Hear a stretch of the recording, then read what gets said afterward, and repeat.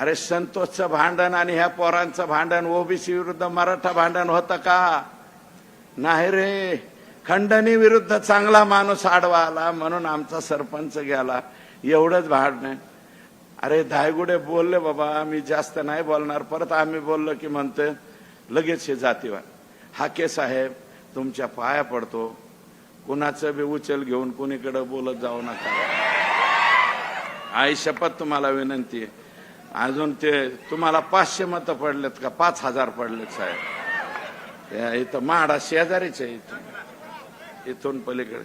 आणि नाही, मला तसली टीका करायची नाही. पण हाके साहेब उचल हा शब्द जरी वेगळा वाटत असेल तर ते मी परत घेतो, पण कोणाच्या सांगण्यावर कोणाचंही काही बोलू नका, हे तुमच्या पाया पडून माझी विनंती.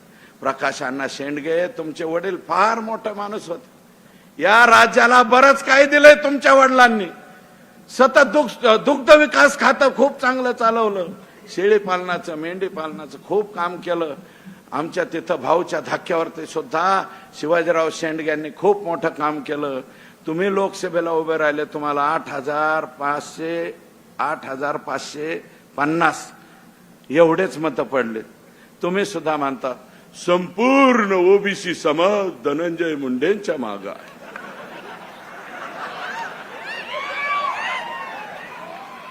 ओबीसी समाज संपूर्ण मागे. आणि हे तर कोण आहेत आता ही बसलेली? फक्त मराठ्याचे आहेत का? आम्ही 4-2 लोक आहेत, पण बाकीचे सगळे सगळ्या समाजाचे लोक आहे ना.